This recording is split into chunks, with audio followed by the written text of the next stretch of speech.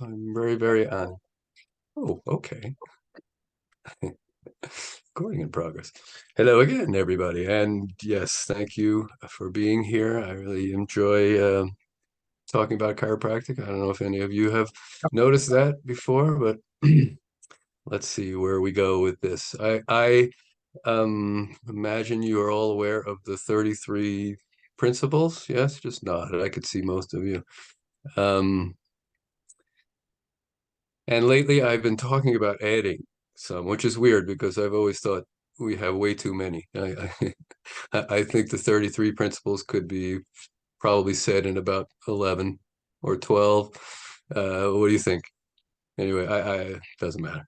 I um I think they tend to be a bit repetitive and stuff. But anyway, I think we need to add a couple. And I'm going to talk about one of those today. So I guess we can call it the 34th principle until we manage to shorten the list a bit. Uh, and so, first of all, I'm really proud to say that chiropractic's been around 138 years. I've been around for like a third of that. That's a little scary thought right there, but we have been talking about the brain-body connection for all that time. I think we were among the first people to talk about the brain-body connection. And we have something called the safety pin cycle. I don't know how many of you know the safety pin cycle or use the safety pin cycle. I would greatly recommend it. And here it is. It's my safety pin cycle. Can everybody see that? Okay, so yes, we've always taught that the brain generates life, and innate's always 100%, so it generates 100% life, and that life needs to reach every single cell. That's what ESC stands for, every single cell in the body, having a nerve running to it from the brain. This hopefully is major review for all of you. Um, and as long as those messages are reaching every single cell and every single cell is sending messages back to the brain, then we experience, or people will experience, ease and harmony and well-being on all levels, as long as there's no interference. Right? Right, right, right. And of course, so interference is common because it comes from stress, it comes from the three T's, and when that happens, there's no longer going to be 100% life reaching that cell. That cell is not going to be able to function exactly right. That cell is not going to be able to replicate itself exactly according to the plan for that person. So if you think about it, we're reorganizing all the time, right? Sisyphus used to teach us, and you have to take everything he taught with a English expression, a grain of salt. It may not be exactly right, but he used to say that we're making like 1.2 million new cells per minute, something like that, something crazy. And so we're constantly, we eat stuff from the environment and we reorganize that stuff into us. So we eat a croissant today, and tomorrow that's part of our eyeball or our spleen. It's probably too much butter in there, but that's another story, right? So when we are dead and there's no life reaching the cells, we continue to reorganize, but we reorganize into plants or shrubs or trees, which are all very nice, but we don't want those necessarily growing in us or on us while we're here. Everybody smile at me just so I know you're okay.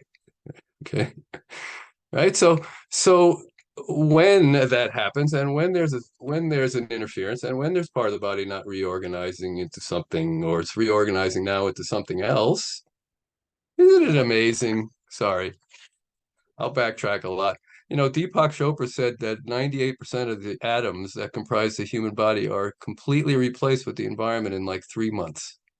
98% of the atoms that you're looking at here, or you only see about, I don't know, not all my atoms, but they're all here, right? And so if I was to come back on Zoom with you 3 months from now, then 98% of the atoms you're seeing and hopefully listening to right now will be completely new. And yet I have a feeling, other than maybe a few extra gray hairs, it'll still look like me. And it's amazing to me that I could do that. And I've been doing that for 67 years plus. And again, My eyeballs don't fall out when I bend over and stuff. To me, this is incredible. And hopefully to you, it's incredible too.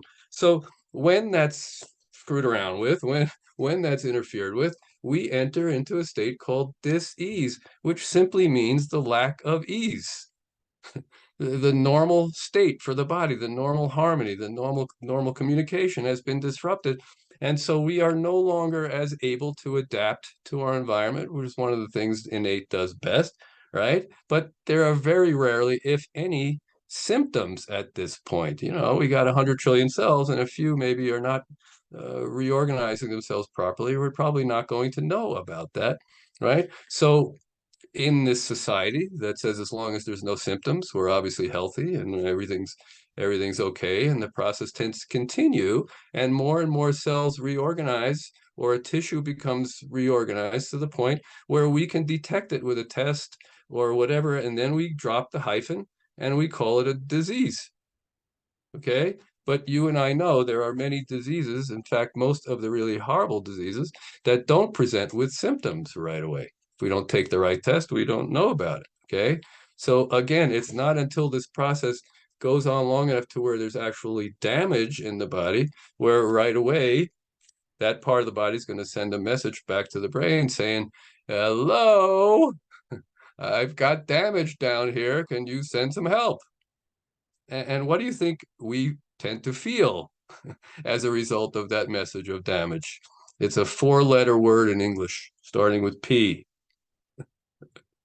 Okay, pain, the most common reason why people see chiropractic, which is really sad to me after 138 years, that's still the number one reason.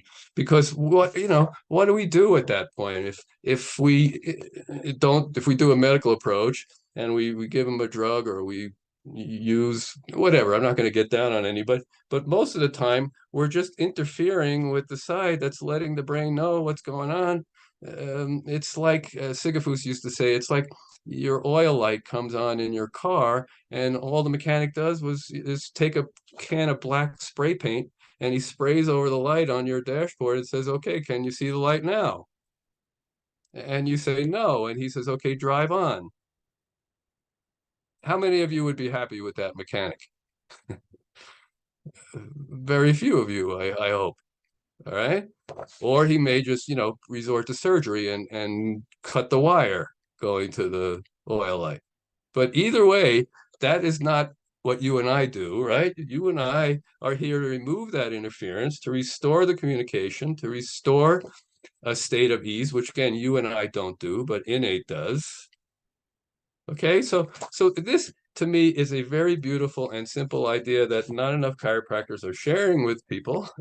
I think the safety pin cycle is an awesome way to describe chiropractic, and a very short and simple way to describe chiropractic. Because I think this simple message, even though we've kept it mostly to ourselves, has sort of leaked out there enough where it has brought harmony and ease and well-being to millions of people. And that's a beautiful thing. And I think it's brought more harmony, ease, and well-being to the world. Okay, so you might say, well, okay, where is all this harmony, ease, and well-being in the world? And I'd say, well, I am not sure. Maybe um, if more people sought chiropractic care for these kind of reasons, for to simply be reconnected with the source of everything good in their life, to simply be reconnected with the source of healing, with the source of love, with the source of everything they could possibly be looking for in life, then maybe we would be seeing more harmony and ease and well-being in the world. What do you think?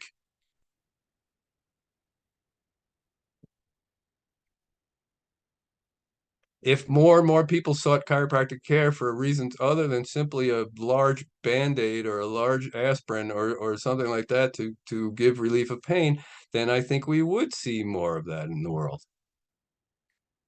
But that's actually kind of another story. Today's story is, as it turns out, in focusing on the connection between the brain and the body, I think we left something vital out of the equation. And I think that's why I'm proposing Principle 34. And that is the heart. So I've redone the safety pin cycle. Can everybody see that? I And I think this is reflected globally and not just in chiropractic. I think the world has neglected the heart. I think we have been striving as a culture, as a species, to climb up. It's 18 inches. I don't know what that is in centimeters, or 18 times 2.2, I believe. Climbing up that distance to the head, we're a very head and brain oriented society. This is why we have so many problems. This is why we have so much conflict. This is why most people try to relate to each other on the basis of their opinions and their which chiropractic school they went to and all these kind of crazy things that separate us. And in chiropractic, I think we have also turned our back on the heart. And because of that, we've lost a lot of the heart in chiropractic. And this has been going on for a long time. Okay, so I'm a big heart guy. I mean, Woody Allen said the brain was his second favorite organ. He didn't really specifically say which one was his favorite. I have an idea. I know which one he was talking about, but um, I think the brain is incredible. I think the brain is the most amazing organ perhaps there is, but it does not do so well when it is flying solo, when it is not connected with the heart. I think in focusing on the brain-body connection, we've forgotten the heart-brain connection, and it's super important. I believe that in chiropractic, we need to reclaim the heart. And of course, if you know me, you probably know the next thing I'm going to say. That begins with you and me reclaiming our heart.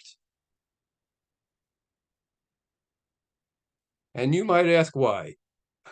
Well, I'm going to assume you asked why because I'm going to answer why. All right. So, for millennia, since we have recorded history, mystics and poets and spiritual giants have talked about the heart, that have considered the heart to be the center of our being, or the portal for the divine, or we still have expressions in English anyway, like in my heart I knew, or I want to get out of my head and into my heart.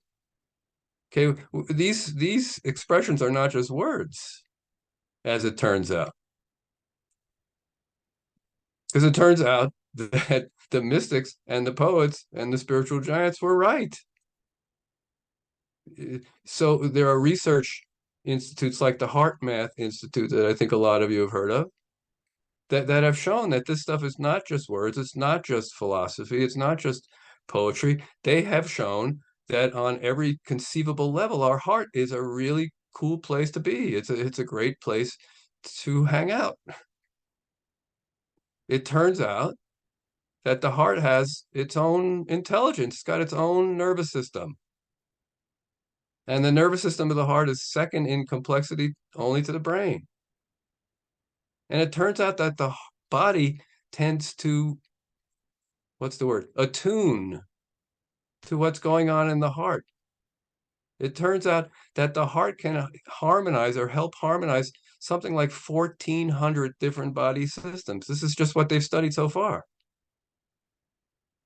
And the trippiest thing to me, especially from a chiropractic standpoint, is that it turns out that there is way more nerve information going from the heart to the brain than from the brain to the heart. Something like 100 times more nerve information going from the heart to the brain. The brain pretty much sends two kinds of messages to the heart, and that's about heart rate and stroke volume, and that's about it. Whereas the heart is informing the brain in every millisecond of our emotional state.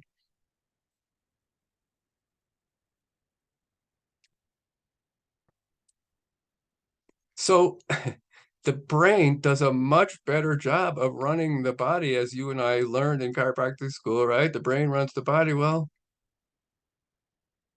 I think it does a lot better job when it's connected to the heart. I don't really believe brains run bodies anyway, because if you were to dig up a dead body, the chances are, if it hasn't been in there too long, it has a brain. There are dead people with brains that are probably better than brains of some people who are alive, but they're not running much of anything, are they? It's innate. It's innate that runs the show, and it uses the brain as its main generator, but the brain needs input from the heart, and what it really needs from the heart is input that is showing that that person is in coherence. Is this a term everybody's familiar with? Everybody knows Joe Dispenza, right? It's a big term these days, coherence, and coherence simply means a state of ease. Coherence is what happens when our heart is in some state of consciousness, such as love or peace or joy or compassion or gratitude. Because what the Heart Math Institute has discovered is when we are in a state like that, when we are in a state of love or joy or peace or compassion or appreciation, then the messages going from the heart can actually reach our entire brain. They can reach our cerebral cortex, our prefrontal cortex, which is really good because that's the part of our brain that actually remembers what's important to us. It remembers our values. But the deal is when we are not in a state of coherence, when we are in a state of judgment or hate or guilt or worry, or unfortunately, the places where most people are spending most of their days, then the messages from the heart only reach the brain stem, only reach those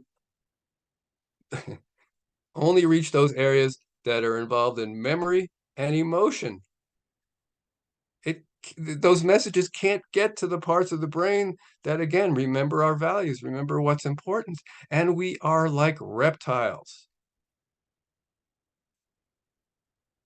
interested only in survival and maybe having more food than the person next to us.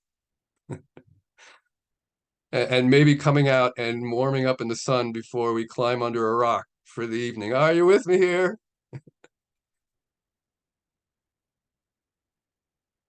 And I believe the world is stuck in its reptile brain. And I think our job is to help the world out of its reptile brain. But again, guess who has to get out of their reptile brain first?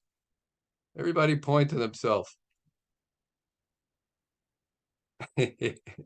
or point to your partner. That's good too. Yeah.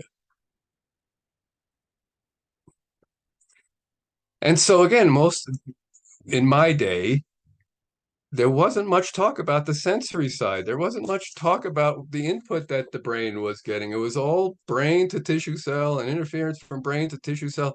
A lot of techniques in chiropractic now are addressing the sensory side, and that makes sense because garbage in, garbage out. You guys know that expression, right? It doesn't matter whether it's a computer or a brain. And the most important input, I believe, that the brain receives is from the heart.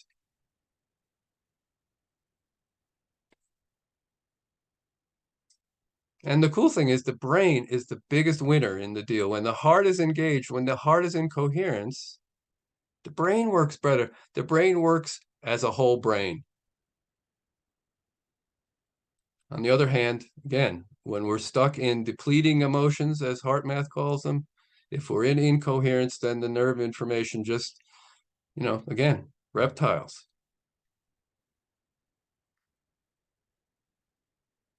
So the good news is, you ready for good news? There's a lot of good news. I mean, it's all good news. It's already in place. It's already been established. It's already incredibly miraculous deal, right? So if every single one of us, every time we access our heart in coherence, it's like we move millions of years on the evolutionary scale from reptile to evolved human. And the most amazing thing of all about that is every time you and I do that, we bring a lot of people with us. And we leave a little trail of breadcrumbs every time we do that, so we can find our heart more easily when we really need to. And the last bit of good news about the science is HeartMath has shown that the field, the electromagnetic field around a coherent heart is something like 40 to 60 times stronger than the field around a brain. This is really good news if you have thoughts like I do sometimes. Your brain is not broadcasting all that much. This is really good news if you think about it. They have measured the electromagnetic field around a coherent heart to like 10 feet. It's like 3 meters. 3 meters. Your big toe knows when your heart's in coherence. And I have a feeling they've only measured 10 feet because we don't have the instruments to measure further. Okay. And then I just ask you to think what happens on a call like this when we have 20 people in their coherent heart?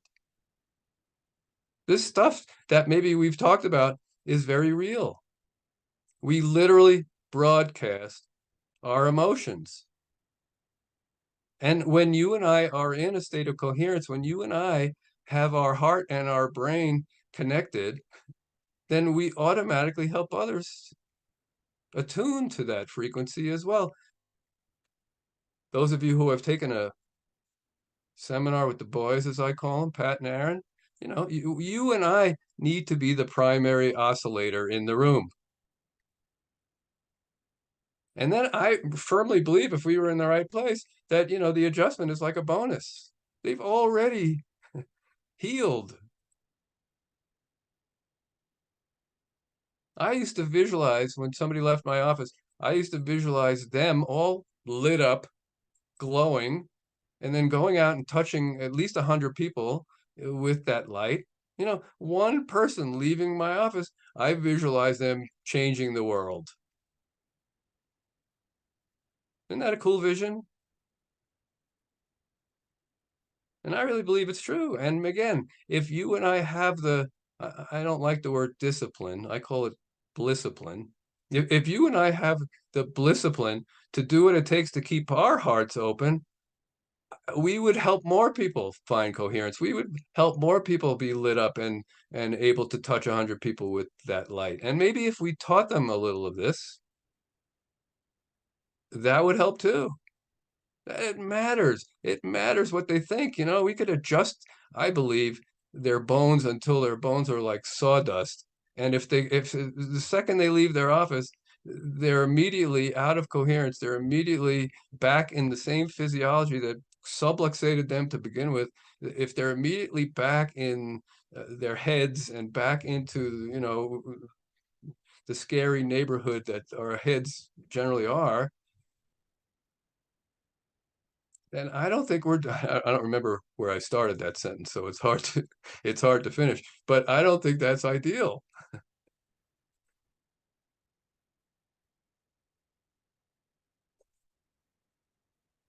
Jim Parker, I don't know if you ever heard of Jim Parker, but Dr. Jim Parker started Parker seminars, which back in the day were by far the biggest seminar. The third time I went to a Parker seminar, there were like 8,000 people there. It was intensely large, too large. But anyway, he used to do a talk on Thursday, uh, and it was always amazing. And he used to talk about things like the love concept, how loving our patients was important. I'm sure other people talked about this, but he was the first person I heard talking about this. And he actually differentiated between what he called quantity interference, which is the interference that we usually talk about, the bone, the subluxation causing interference to the nerve expression, right? The mental impulse. That was quantity interference. But he also talked about quality interference. And I believe that's exactly what I'm talking about. When the brain is generating messages from connected to an incoherent heart or disconnected from the heart completely, I think there is some quality interference to those messages. I don't think those messages have the same quality as they would if that person was in a state of coherence. So loving our patients feeling safe, Are patients feeling like they're in the right place? Are patients feeling like our certainty? These are all really critical for exactly what we're talking about here. I mean, we hear things about loving our patients, but do we really understand what that means? I mean, for me, many years, I thought that loving my patients meant I fixed every last symptom they could possibly ever have in their entire life. In fact, there were years where I was so attached to people's symptoms going away that I would go home with half of them. I figured maybe if I took them on, they wouldn't have them anymore. It didn't work, and it sucked for me. Anybody relate to that? That's not loving, man. That's fixing people is not loving. And I used to tell them in my talk after I realized this, the truth of this, that if they wanted to be fixed, I would send them to the plumber or to the veterinarian or to whoever fixes people. But let's get that out of our lexicon, please. Fixing is not loving. It might be a bit of self-love. Now, you've all heard my story about the guy with the shoulder. I don't, yes, has anybody not heard my story about the guy with the shoulder? Ask one of your friends to tell you. I've told it so many times. I'm sick of it It's a myself. myth. You But have a right in here because majority haven't heard it to use it okay, well, as well. Ah, really So yes, use quickly, it. please do it again. really quickly. No, yeah, I say really quickly. In 2 hours from now, I'll still be telling the story. But um, oh, anyway, this guy complained about his shoulder for months. I told him every single time when he would ask me when his shoulder was going to feel better, I would say, I don't know. I told you at the beginning, I'm not here to fix your shoulder. I don't know how to fix shoulders. That was a bit of a lie. I mean, I was the shoulder valedictorian, actually, but in chiropractic school. But at that point, that I knew that was not my job. I didn't touch his shoulder. I adjusted his atlas essentially, knowing that he was already whole, healed, and perfect, and innate would give him what he needed. And if that was his shoulder feeling better, that was his shoulder feeling better. But as I would point out to him, maybe it's working on something else. And he would say, okay, great. And then the next time we'd come in, we'd go through the whole song and dance. And the other piece was he'd bring his little 5-year-old daughter with him to the office every single time, but never once did he let me check her. And so story's getting long, right? So I planned to tell him he was in the wrong place, and I had to like rehearse a bit of a speech because at that point in my career, if people realized they were not getting what they thought they were supposed to be getting, then they left, and I didn't have to tell them to leave, and that was cool. That was cool with me, okay? But this guy didn't leave, so I planned this speech, and he comes in the next day, and anyway, I got a couple of messages from Innate to not give him the speech, to adjust him again. Uh, I adjust him again. He gets off the table. He starts to do this, which is what he always did before he would ask me about his shoulder. And I said, okay, I realize your shoulder's not better. Is anything better? Been coming in here for 2 months. What's different? What's changed? He denied anything had changed. So I get this message from Innate, ask her. And to this day, I'm so grateful for this message, even though when I first got it, I had no idea what it meant. I didn't even know who her was.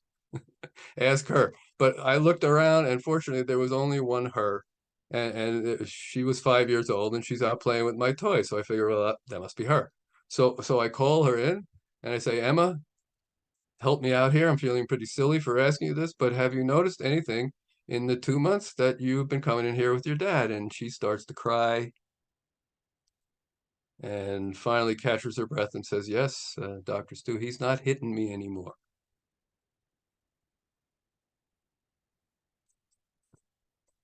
That's the story. And it is a great story, and it is a true story. And I love the story because it's exactly what I'm talking about here. I didn't like this guy, especially towards the end, but I loved him. Love to me is not the extreme spectrum of like. In fact, it has nothing to do with like. Love is, I recognize that with this different influences, different situations, different things happening to me, I could have been this guy. Love is like same. 99.9% of the things about us are the same. Love is a recognition of that sameness. Love is a recognition of our oneness. So I love this guy and I adjusted him and I held a vision for him and I kind of lost it a little bit at the end, but thankfully I held it together long enough for him, I believe, to get exactly what he needed. And that's the point here. I don't know what people need, and neither do you. Do we?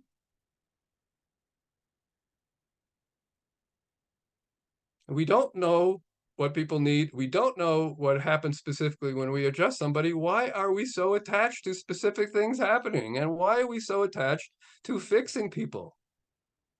I don't know.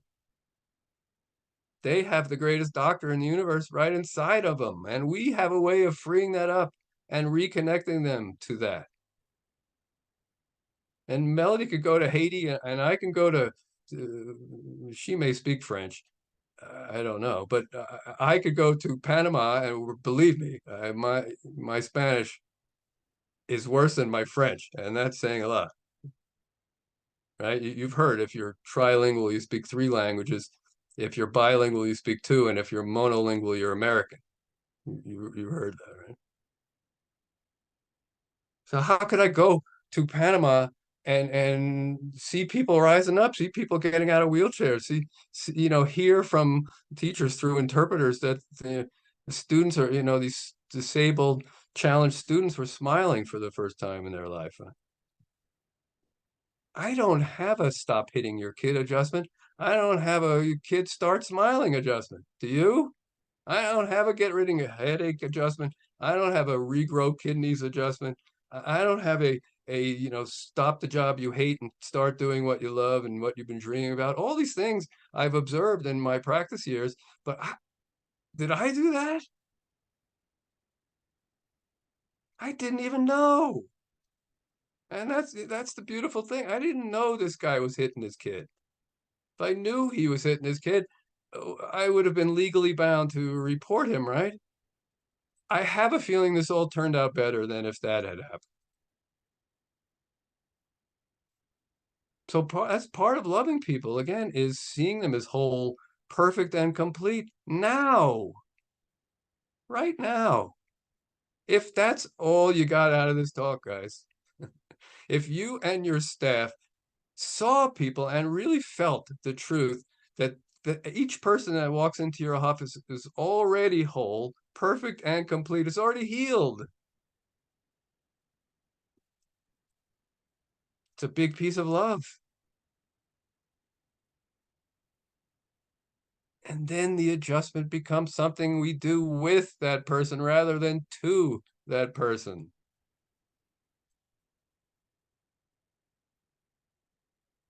Do you think that makes a difference?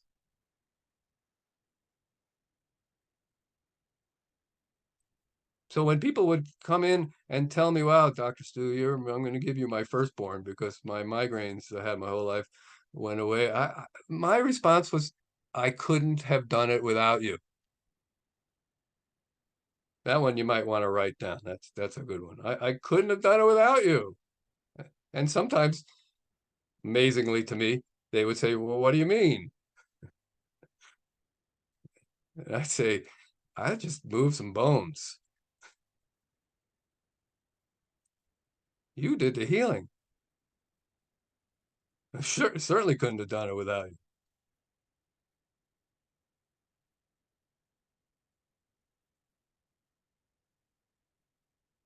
So how about if you teach your people that while they're being adjusted, they actually think about something they're grateful for? Wouldn't that be cool? Say yes. That would be cool. That they're already moving toward a state of ease and coherence even before you lay your hands on them. Wouldn't that be good? As opposed to thinking about all the crap they went through that day and what they're going to have to do later and their symptoms and all this kind of stuff. See, for me, the greatest thing about loving people in this way is that you help you're helping them to be moving towards something, moving toward something that they already have and they already are, and that they already have within them, moving toward love, moving toward happiness. If you asked your patients why they want the symptoms removed,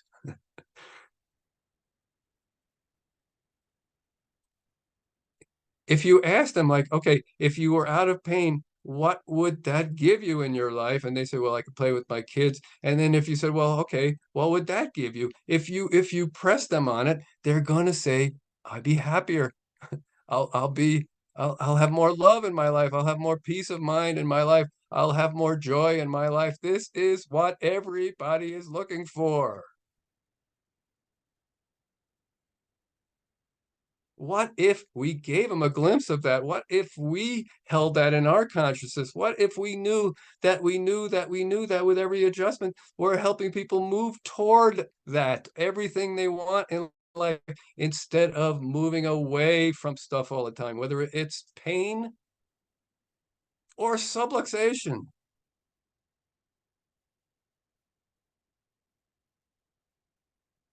If people are moving away, again, even if it's moving away from subluxation, eh, and subluxation becomes their focus, then they're still moving toward it. If that's their dominant thought, that's what expands in their consciousness. So what if their dominant thought was hope? What if their dominant thought was, I have everything I need to be completely peaceful, joyous, and loving in my life? What if every connection and relationship I have in my life can be sweet, can be win-win? And they knew that they could always be moving toward that. And again, they don't have to move toward it because it's where they are, it's who they are, but they have to move toward it here.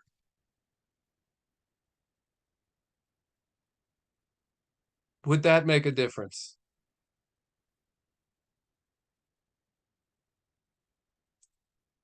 So yeah, I used to tell people, you know what? I am not here to take care of your problems. I have my own problems. You don't want me taking care of your problems. I'm doing a fairly good job with my own, but I know what they are, and that helps.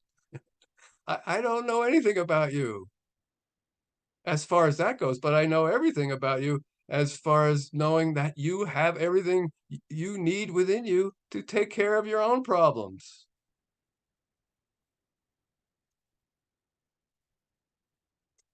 Do you think people understand that?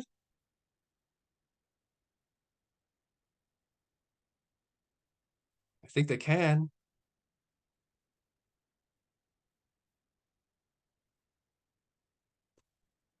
I think they can. And I think, especially since if folks know they're moving towards something, something achievable, something they already have within them, then I don't think they're going to quit so quickly. I certainly don't think they're going to quit as soon as their owie goes away. What do you think? So, in addition to maybe having them think about something they're grateful for, we can start communicating based on the fact that we're not so interested in what's wrong with people. We're much more interested in what's right with people. If we look at people that way, don't you think there's more of a chance they will look at themselves that way?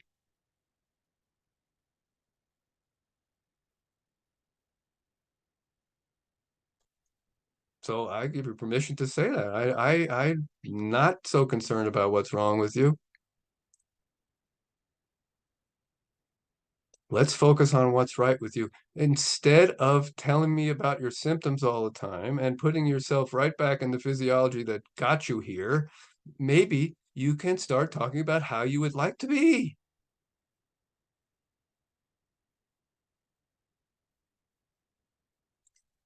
And what do you think they're going to say? No, that sounds horrible. I'd much rather talk about what's wrong. I'd much rather dwell on how crappy my life is. And I'm suggesting this for you too. Does anything I'm suggesting here sound horrible? Does it sound horrible to get out of our reptile brain? Does it sound horrible to be focused more on people being whole and complete rather than a set of symptoms and problems to fix? Does any of this sound horrible? Does it sound horrible to practice gratitude every day? Well, if it sounds horrible, then I would bet that you haven't done it because it's not horrible at all. It's fun. It feels good.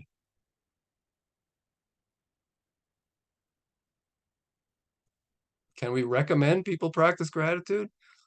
I don't see why not. We recommend things like exercises and diet and stuff, and I'm not saying that's wrong, but I don't think we really know what people are supposed to eat, but that's another story too.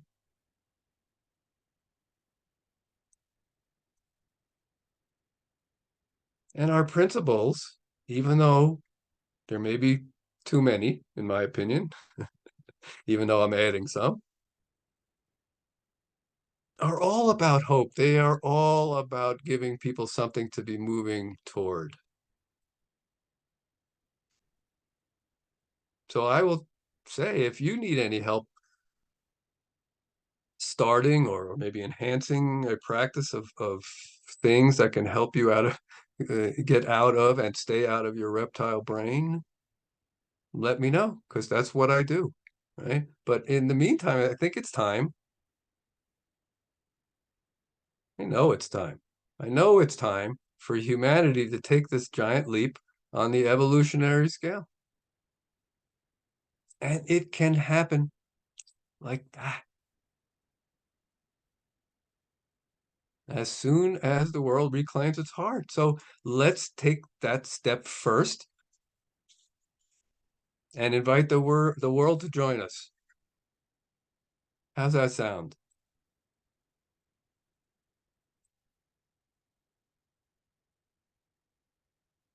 Hmm.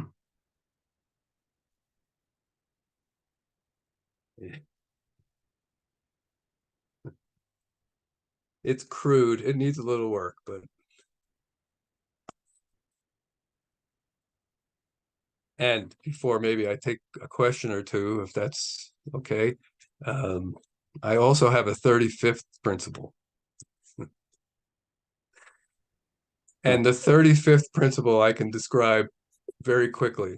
And that is the first 34 don't mean anything unless we apply them.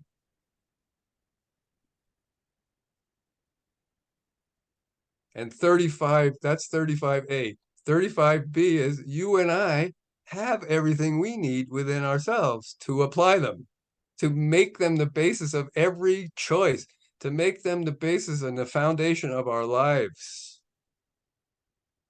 The principles are not just words, they're not just nice beliefs that we can hold on to when things are good and easy and forget about completely when the shit hits the fan.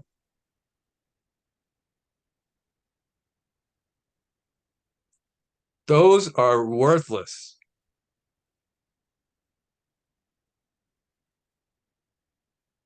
And I think I've given us all a big piece of how maybe we can apply the 35th principle a little more in our lives and in our practices by adopting the 34th principle. Let's find our hearts, folks. I know you know where they are. Um, can use the first question. Uh, Question. what experience brings you to learn to heal yourself and to take care of your heart from being a fixer to bring life? Well, I heard Sisyphus drum it into me many, many times, so that probably had something to do with it. But the mission trips were absolutely the embodiment of all of this. I mean, this is when I really, for the first time, owned the limitations of the head because it was a pure heart thing. We had no, I call it brain food. It was nothing to nurture or feed our brains. There was no especially since there was such a language barrier. I didn't have anything for my brain to attach to. I didn't know what was wrong with the people. I knew they weren't going to pay me, so I didn't have to dazzle them, to justify a fee. I didn't have to. I was going to be with them for 8 seconds. I couldn't follow up. I didn't know what was going to happen. I didn't know if they liked me. All of these things that were so prevalent in my mind up to that point didn't matter. They weren't there. And the amazing thing was it worked better. It worked so much better. It was so much cleaner. It was so much purer. And we saw people rising up right before our eyes. A little girl in the special school that they let us adjust in the first day of the first Panama mission, a little girl gets her hearing restored. I said, "Wow, I've heard that story before." But the amazing thing was there were 18 of us on this mission, and not a single one of us had ever seen that happen in our practice except for one. Guess who? The Sigafus. How come there's a combined hundreds of years of experience, not one deaf person regained their hearing, and the first hour of the first day of the first mission, it happened. Why? I think I know why now. I had no idea then. We were relating to life, to them, to ourselves from our hearts. We had to.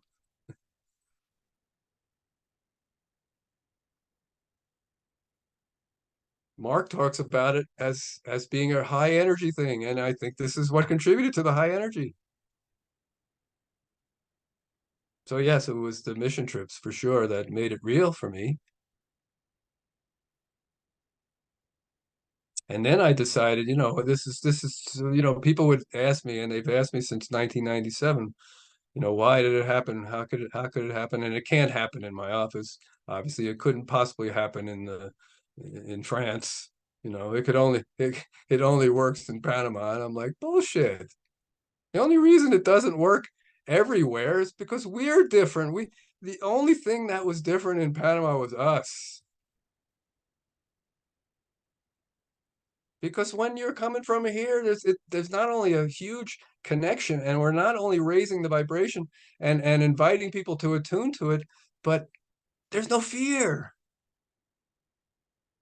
I mean, we were adjusting everybody in sight, and then bus drivers while they're driving the bus, which was not a good idea at all. We got a little carried away, drunks in the street, the first lady of the country, everybody, maximum security prisons, elementary schools. And you could see the entire vibration of the country change. I mean, on the third mission, almost 400,000 people. Was that the one you were on, Sebastian? On the 400,000 people. There was only like 2.5 million people in the country. Fifth mission, which I didn't go on, they gave the chiropractors the key to the city in Panama City because the crime rate had gone way down since the last mission. You say, yeah, right. And I say, yeah, right. And so I decided I'm not going to. I thought about trying to learn a different language, so I didn't have to speak the same language as people. But then I realized I'd still understand them, so it probably wouldn't work as well. So, and I thought about getting rid of my adjusting tables and putting in black metal folding chairs, which is all we had in Panama. I thought about getting rid of my CA and the phone and just, going outside and saying "Mas vida aquí," I thought of doing all that, but then I realized that's not the point. The point was not trying to recreate Panama in my office. The point was trying to recreate me so I could be in the same place I was in when I was in Panama. That became the mission. And gosh, if we spent 10% of the energy we put fighting with each other and arguing with each other and hating each other into anything like this, I think we would further our place in the world tremendously.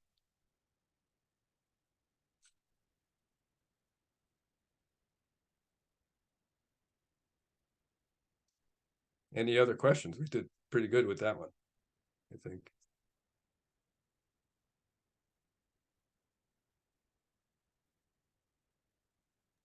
Vous pouvez ouvrir vos Just, micros pour poser une question et je traduis si besoin. I'll answer any question other than, would you repeat everything you said, please? I don't think I can do that, but Vas-y Loïc, tu as la parole. Yes. How is it that we still have to convince people about getting adjusted? I don't think we have to convince people to get adjusted. I think we have to convince people to get adjusted if we think we have to convince people to get adjusted. I think if we shared with people, first of all, I think people know when they're trying to be convinced of something. And that's not a hard thing. So we're making it difficult for ourselves just thinking we need to convince people or manipulate people, or I just share the good news and be in a state of coherence yourself and see what happens.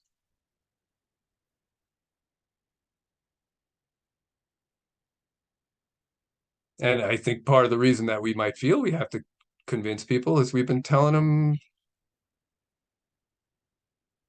not you, of course, but as a profession, we have not been telling people the truth. So it's very hard to convince people of something that's not true, especially when we're not even convinced. So yeah, that's a really good question, and I think there's a lot of reasons, but that might be part of a little shift of attitude we can all commit to is let's stop convincing. Let's stop selling. Let's just connect with people. First of all, be in our hearts, connect with people, share the good news, and let people choose, which they're going to do anyway. Right?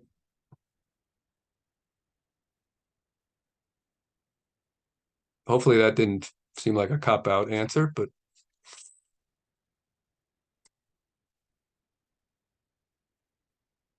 yeah. We have come from a defensive position, I would say, for most of our existence, and I think that's understandable considering all the outside factors. But you know, the outside factors have for a long time not been anywhere as impactful on our profession as the inside factors. I don't know if that made any sense, but you know, we worried about the medical profession. Of course, they're still not our greatest fans, but they're not the problem. They are not. They've never been the problem. They haven't made it easy, but they're not the problem. And I don't want to say we are the problem because that sounds negative, but I don't think we have to look any further if we're looking for problems or looking for reasons why we are still in this position of having to convince people. I believe if we've told them the truth and we could have, you know, because I'm still crazy, I guess. I still think we can find some common ground. I think 96% of all the chiropractors on the planet can actually agree on something, even if it's that we're trying to help people. I mean, I'm not sure why the other 4% don't believe that, but I'm just making numbers up right now. I hope you understand.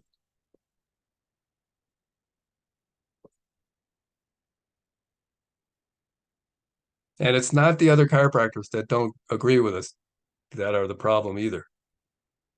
Because I was one of those people, and I gotta tell you, I was every chiropractor that you may hate, I was. You understand what I'm saying? When I graduated from school, that's what I thought it was. I thought it was fixing. I thought it was medical manipulation. I thought it was, it's what I learned.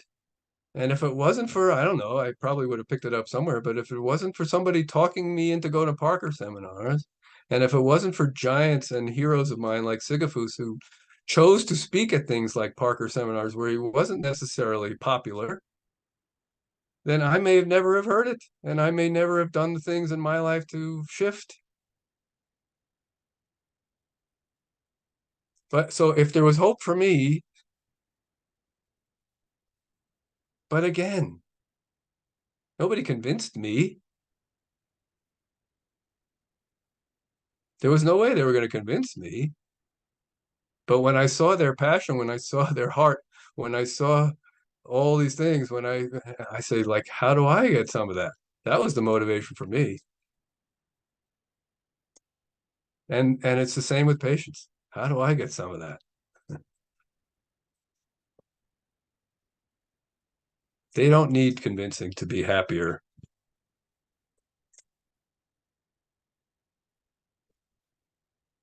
They may need a little bridge to see how it's possible, but you and I can do that. Any other questions?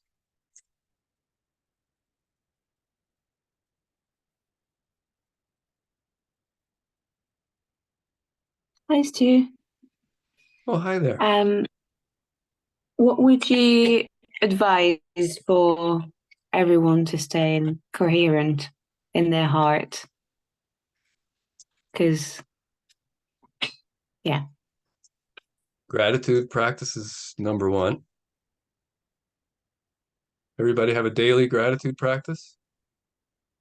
Thank you, Bettina. It's a great question. Some of you are not responding at all. And of course, a daily gratitude practice, by the way, according to happiness scientists, is the only daily practice so far that's been documented to increase happiness. Like, is anybody interested in that? And that's the mechanism. That's the mechanism through coherence. So a gratitude practice, and I don't think once a day is enough. So if it's just gratitude, then here's a great idea. Set your little insight timer on your phone to set off this beautiful Tibetan gong or some beautiful sound once an hour. And even if you're in the middle of adjusting somebody, maybe not in the middle of a thrust or something, but you can maybe stop and say, you know what? It's gratitude time. Let's think about something we're grateful for. One thing. And if we don't do it during practice hours, that's okay too. We can do it for ourselves. I recommend, I mean, I don't know how many of you are regular meditators, but I would recommend at least part of that time to spend accessing your heart, which for me, it means physically and in my attention and in my focus, going here, to me, going to your heart is literal. It's not like a mystical thing. It's probably higher in chiropractic, but if I ask 100 people, like, point to yourself, most people are going to do this, right? We can start identifying more here by just spending more time here and coming here. Like when we feel something, like when a patient leaves the practice, how many of you go right here? Oh my God, I must have done something wrong, or they're stupid, or if they only got it, or if I had said this, or if I hadn't said this. Is anybody willing to admit to that? So what if we decided, instead of going here and coming up with all these reasons and which are guesses at best, we just came here and felt it.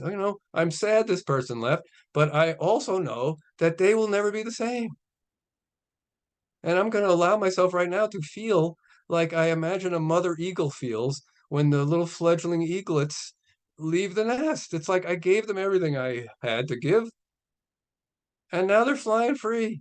And even if they got one adjustment, or even if they heard my talk and didn't get a single adjustment, I know they're not the same. Doesn't that sound better than, oh my God, I suck? And I believe the number one, and I actually heard this, I was just in Australia speaking at a seminar, and I love hearing research that supports the things that I just got innately. But for years, I've been saying the number one reason people leave your practice is when they don't feel loved anymore. They don't feel special anymore. They don't feel as important to you. They don't feel that they matter as much. That's when they leave. It wasn't what I said. It wasn't something I didn't say. It was just that I pulled my attention and focus and love maybe away because I'm focusing on new people or whatever it is.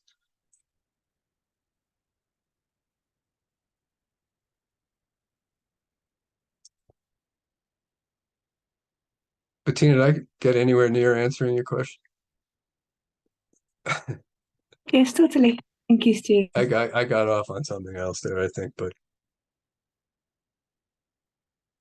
there are many, many tools, many heart-based tools, anything really that's like, how about you focusing on how you want to be rather than how you are or how you think you are? How about you spending 10 minutes extra a day focusing on the light that you are rather than whatever darkness you perceive in yourself?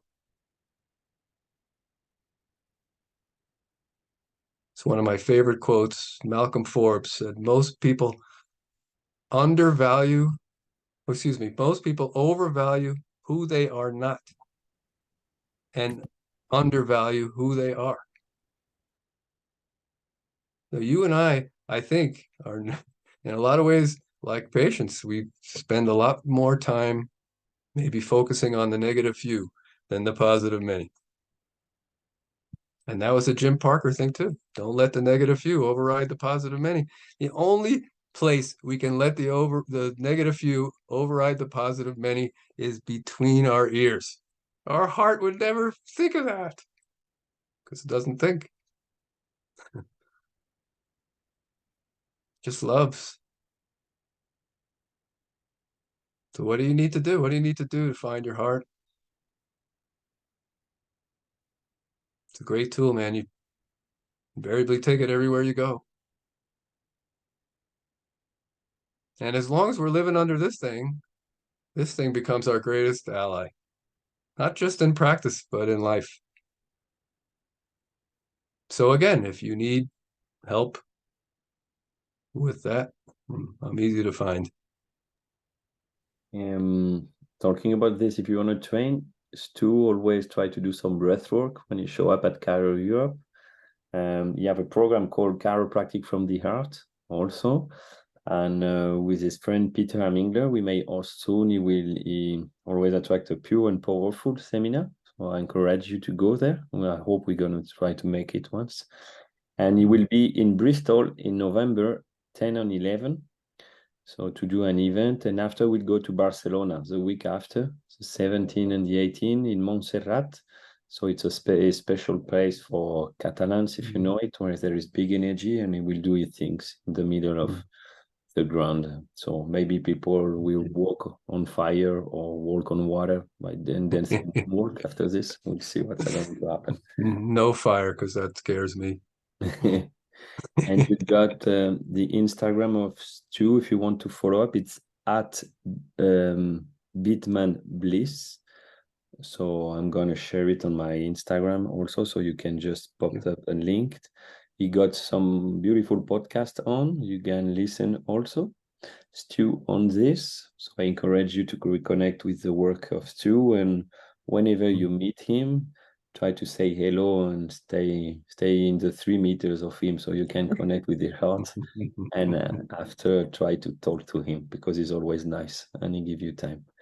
So you can breathe with Stu, you can have a moment and open your heart. You can be pure and powerful, or you can go in UK if you're not afraid of our English people, or you can go in Spain if you want some sun in November. That's Spain is actually full. So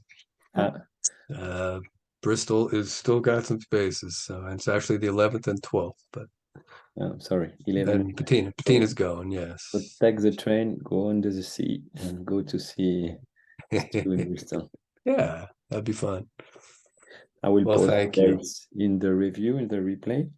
And we open to one more question. At first, I just want to thank you again for being who you are and sharing it easily, for giving us a philosophy lesson before a heart lesson and connecting the two together. Thank you. Well, my pleasure and my honor. Thank you. Thank you for gathering and staying together as a tribe. It's so huge. One last question. Actually, we have space in Montserrat for one male. And I'm sorry if that's not politically correct. We just happen to have a double room with one male in it who would prefer to share with another male. But so that's still available too. More questions? Okay. I must have been thorough. Open mic, juste si vous voulez dire merci ou si vous avez une petite question, je vous en prie. Allumez vos micros pour dire merci. Au revoir. Si vous avez une question, allez-y.